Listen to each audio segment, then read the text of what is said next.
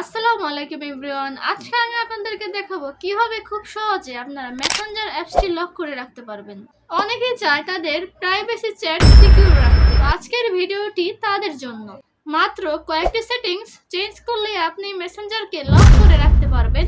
আমি step by step দেখিয়ে দেব যাতে আপনার প্রাইভেসি একদম সেফ থাকে। তো চলুন শুরু করি সম্পূর্ণ প্রসেসটি। আর আমার এই ভিডিওটি ভালো লাগলে অবশ্যই লাইক করতে কিন্তু ভুলবেন না। তো চলুন ভিডিওটি শুরু করা যাক। Welcome to my mobile screen. আমি এখন মেসেঞ্জার অ্যাপসটি ওপেন করে নেব। মেনুতে ক্লিক করব, সেটিংসে ক্লিক করব, স্ক্রল করে নিচের দিকে চলে আসব, প্রাইভেসি অ্যান্ড সেফটি এখানে ক্লিক করব। এরকম একটা ইন্টারফেস চলে আসছে, অ্যাপ লকে ক্লিক করব। আমার অপশনটা কিন্তু অফ করা আছে, আমি এখন অন করে দেব। ফিঙ্গারপ্রিন্ট দিতে বলতেছে, ফিঙ্গারপ্রিন্ট দিচ্ছি। ফিঙ্গারপ্রিন্ট দেওয়া হয়ে গিয়েছে, 4টা অপশন শো করছে। আপনারা যদি চান যে 1 ঘন্টা পরে লক হোক অ্যাপসটি, তাহলে 1 আওয়ার আফটার লিভিং মেসেঞ্জার এখানে ক্লিক করে দিবেন। আপনারা যদি চান যে 15 মিনিট পরে লক হোক, তাহলে এখানে ক্লিক করবেন।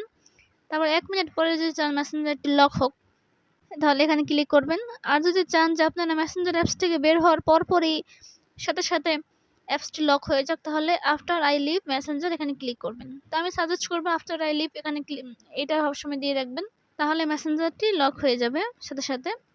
তো আমরা এখন মেসেঞ্জার থেকে বের হয়ে আসব। তো আমরা এখন মেসেঞ্জারে প্রবেশ করব। মেসেঞ্জারে প্রবেশ করার পরে আমাদেরকে ফিঙ্গারপ্রিন্ট বা পাসওয়ার্ড যে কোনো একটা দিয়ে আপনাদেরকে ঢুকতে হবে। তো আমি ফিঙ্গারপ্রিন্ট দিচ্ছি।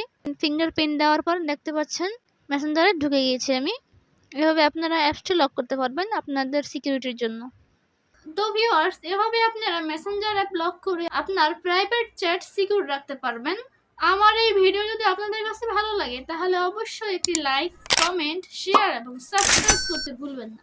আর হ্যাঁ, এরকম আরো নিত্য নতুন টেক টিপস পেতে আমার এই চ্যানেল সাবস্ক্রাইব করতে ভুলবেন না।